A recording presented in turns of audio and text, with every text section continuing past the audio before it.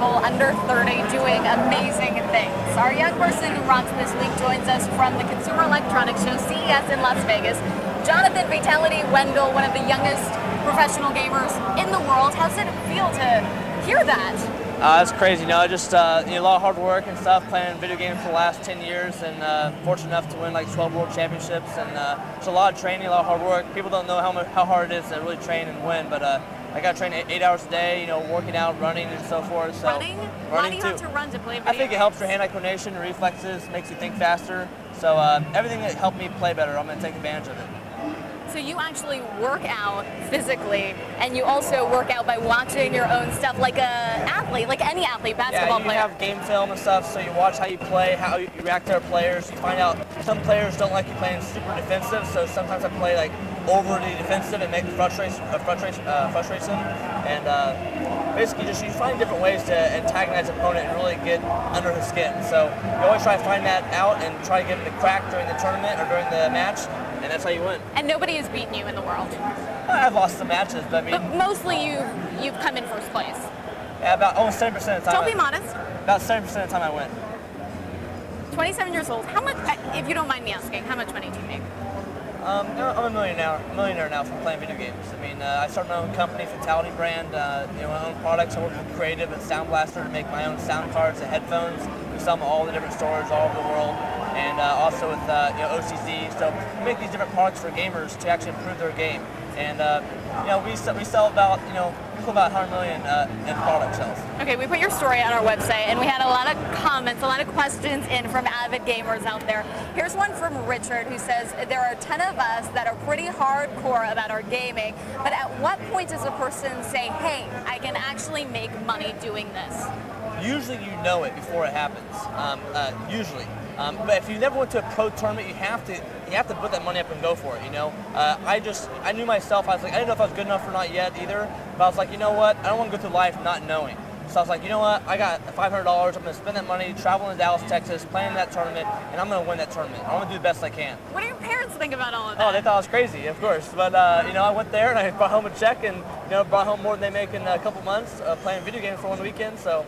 They're like, hell, keep doing it, I guess. So. Did they tell you to stop playing when you were younger? Like, oh yeah. Johnathan, get off the video games. I mean, I got grounded. From the age of 13 to 18, I think I was grounded at least half the time, at least half. And I actually had to do some pretty bold moves on my part by moving out and pursuing my dream. And just a lot of hard work. And I put everything I had into it. And it's been paying off. It has paid off. I'm sure it affects your personal life as well. We have a question in from a lady, Jennifer, who says, as the wife of an avid gamer, I see first for myself the time commitment necessary to make a great gamer. With all the time you spend perfecting your craft, how do you find time for work-life balance? It's hard, I had a girlfriend for like 3 years when I first started, but we had to break up just because I was gone training all the time. I'm gone for 3 or 4 months at a time, and you can't have a relationship with that going on. So I've had to sacrifice with friends, relationships, stuff to really pursue it. But I've met so many great people all around the world, and I still have so much more life to live and everything. So I'm just trying to enjoy every moment I have, and I like to date right now, so that's good. I think some ladies out there, a little plug out there. Let's go on a date, sure, why not? What would you say to a gamer who is looking to turn pro? What kind of advice would you give that young person? Well, you got to be the best in your own city first. You got to dominate tournaments in your local area, play on land, play with your friends like in the same room, the same house, or the same facility, and try to advance your game. You're going to learn the most by playing with a group of friends and constantly getting better. And always try to find someone that's just a little bit better than you and test their skills. That's what I did every day, and by using the right equipment like I use, it takes you to another level. So I like to play the game how it's meant to be played to win the game. So I might play a little bit weirder than most people. You put little screens on top of your That's computer. simply for handicap. And you do all these crazy tricks. Yeah, but you test yourself. Yeah, I always put myself to the test. So, like some games I like to play, this guy's not going to kill me one time for 15 minutes.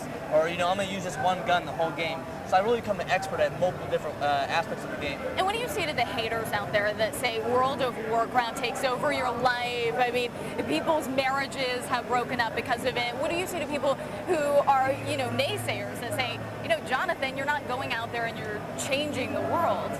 Well, I'm sure you hear this a lot, this criticism. I do, but I think in some ways, I mean, gaming is very relaxing. It's a lot of fun. I use gaming to get away from real life, from work or school or my parents or whatever, and I'd be mad and I'd go play the video game, and after about an hour or two, I totally forgot what I was worried about. So for me, it's been a really good stress reliever. I love it. It's a hobby, And of course, if you take any hobby or anything to the extreme, you're going to have sacrifices. If you work too hard, you're going to lose your boyfriend. Or you don't work enough, you're not going to get paid enough to. So it's not just gaming. Gaming gets a bad rap for that. Yeah, I think people like to pick on gaming a lot, but I think freaking we're having a fun time, dude. This is the best thing in the world. You look like you're having fun. Johnathan Fatal1ty, thanks so much. Our young person who rocks this week. You can read more about Johnathan by heading over to cnn.com/youngpeoplewhorock. If you know another young person doing amazing things out there, you can nominate them at this website as well.